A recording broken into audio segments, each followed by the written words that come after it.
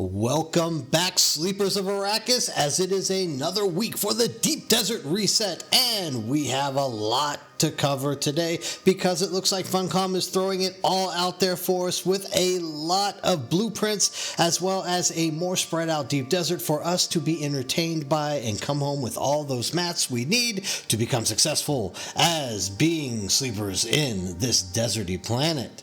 The first thing we want to go over is the fact that there is going to be a very hot spot in the G lane, that being G6 and G8, because these two shipwrecks are going to be giving us some of the best stuff this week. So we want to make sure that we are built somewhere around G6 and G8 so that we can get into that loop of the shipwrecks in order to get those blueprints. The first one that we want to go over is the Regis Disruptor Pistol.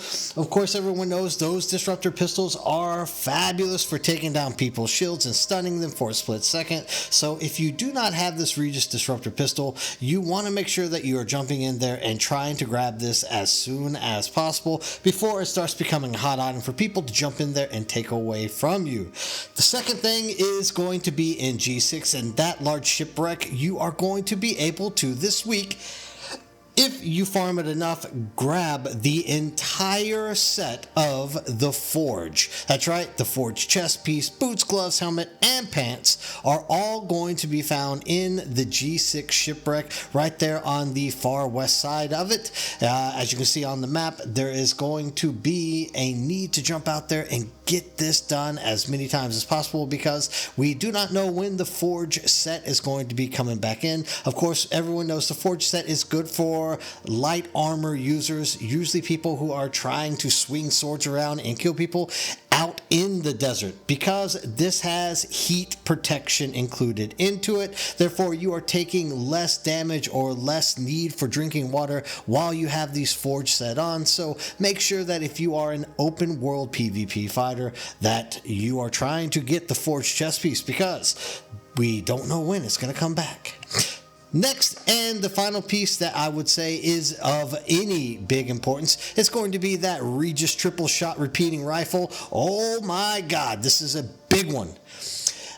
This one is going to be the biggest tool or weapon that I think that you could possibly get your hands on this week. This is a heavy dart shooting rifle. It mirrors its lower counterparts, but this is the tier 6 version of it. We are talking about one of the hardest hitting rifles you can get your hands on. The Regis triple shot repeating rifle is going to be found, surprisingly, in D4. That's right, the D4 Imperial Testing Station. So you don't even have to worry about going into the PvP and all that stuff around you. You will be able to get a chance to grab that Regis triple shot repeating rifle right there in the lab in D4 at the northeast corner.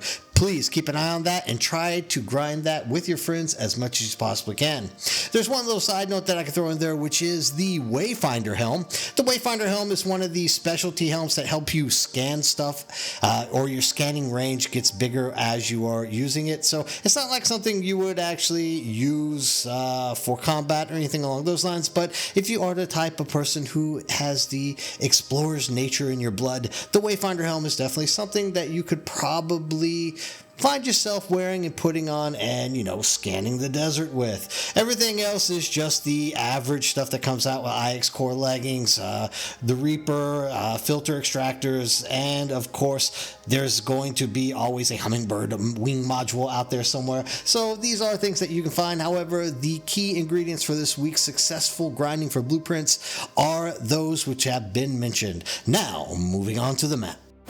Now, of course, with our brand new Deep Desert, we have a lot to cover today and a look at how we might be able to move around the map and maneuver past all the PvP that is going on this week. First of all, we want to clearly set aside the fact that there is going to be two huge spice plumes right next to the border. That is E1 and E9. We are talking about fabulous opportunity to jump out there, grab all the spice that you can, and make it back across the border. Remember, with the new patch that is coming out, that these spice plumes are guaranteed to be popping a lot quicker than they were in the past. Of course, we do have 6 That's right, once again, 6 large spice plumes that we are going to be able to jump out there and harvest from. However, these 2 are going to be the safest options for anybody doing PvP is going to be looking for you to be diving deep for the desperate spice grabbers. So make sure that you are trying to stay close to the border. That way you are not getting shot down or shot at by dive bombers and people that are trying to wreck your day. However, these 2 spice plumes, as long as you can survive a dive bomb,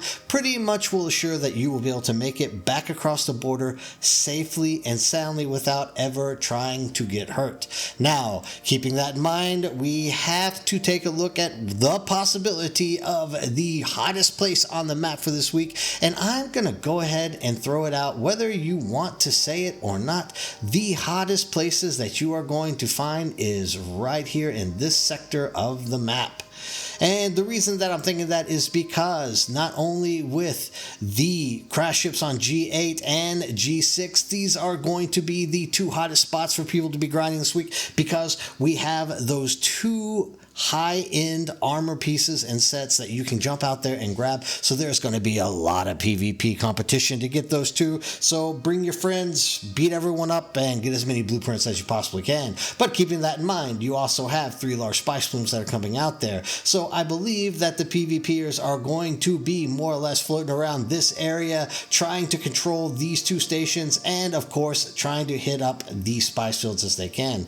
Obviously, without a doubt, the safest place to be going this week are these 2 spice plumes. But keeping that around, I believe that it's going to be somewhat relatively safe. We're going to do this in purple. Relatively safe right around this area to go out there and get your stravinium and your titanium as you are floating. However, I can tell you it is going to be a wrecking ball. I should have turned that to red. It is going to be a wrecking ball of pain out here in the northeast and center north part of the map, because there is just so much good stuff that are out there that you are going to have to be very careful if you are jumping out there. If you are fast and sly and you can get around it, there you go. Get out there and do it. One thing to also keep in mind, we have a lot of titanium and stravinium really close to the E border on the E side. So if you are running out and finding that these nodes here in the safe zones, which they did promise they were going to start putting and spreading them out more, however, you are not going to find them in deep quantities. So I would definitely say that if you cannot find these nodes out here in the safe zone, probably your best bet is going to be just jumping across here into the F zones, and hopefully you are staying alive, because I really believe that the PvP guys are going to be really patrolling the heck out of this area in the northeast this week. So more or less, I think that if you cannot find anything close to the border spice wise, you will probably be able to dive out here and grab some spice without getting too harassed as it might be. But you know, always keep in mind, keep the safest option there first. Not only this, but remember, here in D4 at this lab, you are going to get a chance to get one of the premier weapons this week. That's triple shot Regis. You do not want to miss that opportunity and chance to get it. I know that's going to be a small percentage roll to get it, so jump out there with friends, run that thing as often as you possibly can, put it on a timer, and make sure that you're getting a shot at grabbing that Regis triple shot rifle, because if you don't get it, you are going to be a very sad camper whenever the end of the day comes. That's it for the map, and now it's to the shout out and question section. Kicking off the shoutouts this week is going first to Theory Carver. Theory Carver says on my server, the entitlement of people in PvE building on top of every last node makes it so farming stravinium and titanium is not possible for a PvP player. Well, Theory Carver, let me tell you, they have heard the complaints of people saying they are losing chances to harvest these nodes, and guess what? They have answered it by saying they are now going to start spreading all of these nodes around the map more. And as you can see on the map this week, there are a lot of examples where they have put smaller amounts of nodes on different little islands across the safe zone. Whether or not people build on top of those, I do not know. For all of you out there who are building bases on top of nodes, have some courtesy. Make it where everybody gets to share in those great nodes and you don't get to take them away from people. As for Gamelit says Sandbox probably won't make a comeback until a major faction PvP update. update. Gamlet, I have to say, they may never come back if that's going to be the case. I have zero belief that they are going to be able to work out some kind of faction PvP centered concept which will make it viable for anybody to use ground vehicles. The problem for this is that all of these flying ornithopters can always just shoot these things out of the ground. Not only that, but if you are caught out in the sandy desert, they can always summon the sandworms to come down there and finish you off. And with the new update making the sandworms even more lethal, it's going to be harder for people to be using any kind of ground vehicle to fight off any kind of air attack. However, they do have the rocket launchers that can be placed on them, and I do hope that somebody at some time in the future finds a way to make them viable, because I fell in love with the ground vehicles before I ever started playing Dune Awakening, and I think they are quite possibly the best part of this game when it comes to vehicle mechanics. And finally, Necron Hex says, thanks for the good info. Thumbs up. Alien, thumbs up. No, thank you very much, Necron Hex, for the support. I'm glad to see that somebody is watching and enjoying this content and learning how to maneuver around that deep desert fearlessly and fearfully of people who might hurt them. As always, thank you guys for showing up to watch this. I love sharing this time with you every week. And remember to like and subscribe, as well as have a good day.